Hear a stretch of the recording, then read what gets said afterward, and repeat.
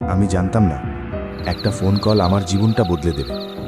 আর সবচেয়ে ভয়ঙ্কর ব্যাপার, ওটা আমার নিজের নম্বর থেকে এসেছিল। নিজের নম্বর? এসব কি বলছিস?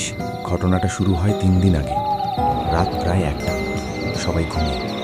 হঠাৎ আমার ফোনটা বেজে উঠল। Caller ID me. আমি প্রথমে ভাবলাম গ্লিচ, কিন্তু আবার বাজল কলিং মি। কলটা ধরে ওপাশ থেকে শোনা গেল আমারই গলা, ধরিস না প্লিজ, কলটা কেটে দে। মানে? আমি একদম জমে গেছিলাম। আমি বললাম, কে তুমি?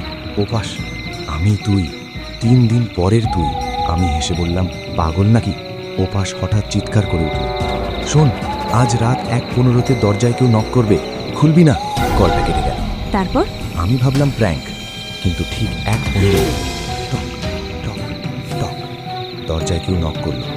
আমার বুক ধরফর করতে লাগলো। আমি ধীরে ধীরে দরজার কাছে গেলাম। বাইরে থেকে একটা কণ্ঠস্বর, ঈশান, দরজা খোল, আমি স্নেহা। আমি? হ্যাঁ, তোর গলাতে। আমি দরজা খুলে দিয়ে রাখলাম। আর তখন আমার শরীর ঠান্ডা হয়ে গেল। বাইরে তুই দাঁড়িয়ে, কিন্তু তোর মুখে কোনো চোখ নেই, শুধু ফাঁকা কালো গর্ত। ওটা ফিসফিস করে বলল, খুল, না হলে ওরা ভেতরে ঢুকে যাবে। ঠিক তখনই আমার ফোন আবার বেজে উঠল, কলিং মি। আমি কাঁপতে কাঁপতে ধরলাম। ওপাশ আমারই গলা, দরজা খুলিস না, ওটা আমি না, ওরা রূপ বদলায়। আমি চিৎকার করে বললাম, ওরা কারা? ওপাশ ফিসফিস করে বলল, যারা একবার ভেতরে ঢোকে তারা আর বেরোয় না। হঠাৎ ধাম ধাম ধাম, দরজাটা কাঁপতে শুরু করলো।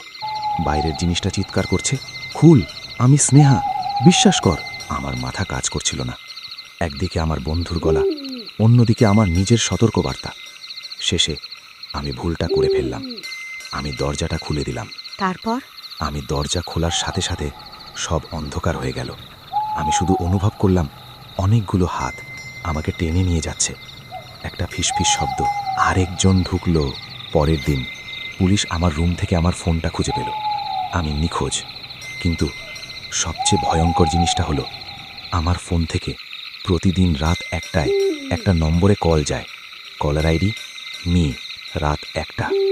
আজ যদি তোমার ফোনে নিজের নাম দেখে কল আসে, ধরবে তো?